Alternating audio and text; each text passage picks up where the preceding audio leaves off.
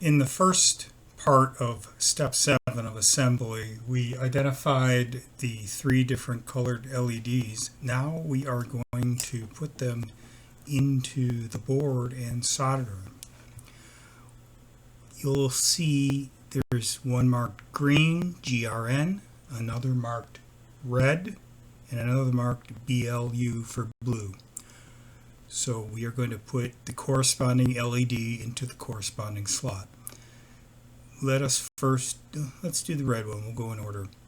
So the red, remember, LEDs have polarity. One lead is longer than the other. So you want to put that longer lead into the square pad.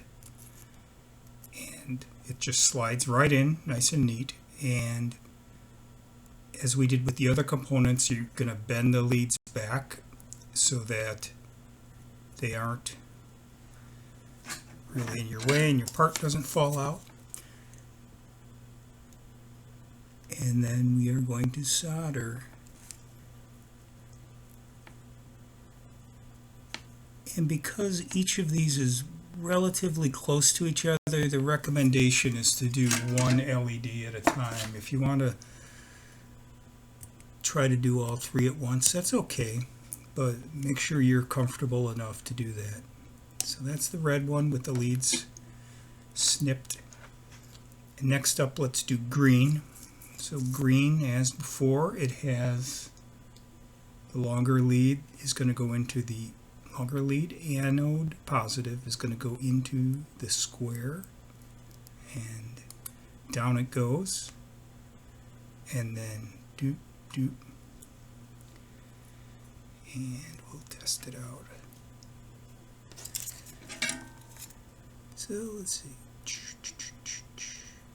there we go, got that one, and that one messing up a little bit. That's a little globby. My soldering iron isn't quite clean enough. There we go. So we've got green done. And then the last one will be the red. And red, long lead, short lead. Long lead is anode. Long lead goes into the square. Like that. Down it goes. Give the leads a little bend so they don't fall out. Flip it over. And then clean that tip a little bit. Heat that joint. Get some solder in there. Heat that joint. Get some solder in there. And as with the other ones, snip off those excess leads. And you're all set.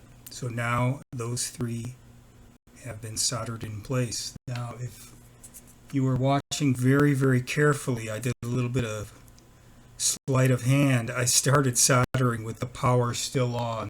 Don't do that. Make sure the power is off or the battery is removed, or both. I just got lucky. So you always want to solder with no power, long story short. So let me turn it on. Whoa! It's lighting up. This is the default effect where it lights up all the LEDs, and it will gradually dim them down. So far it is working. Let's go on to putting this in an enclosure and playing around with the external switch.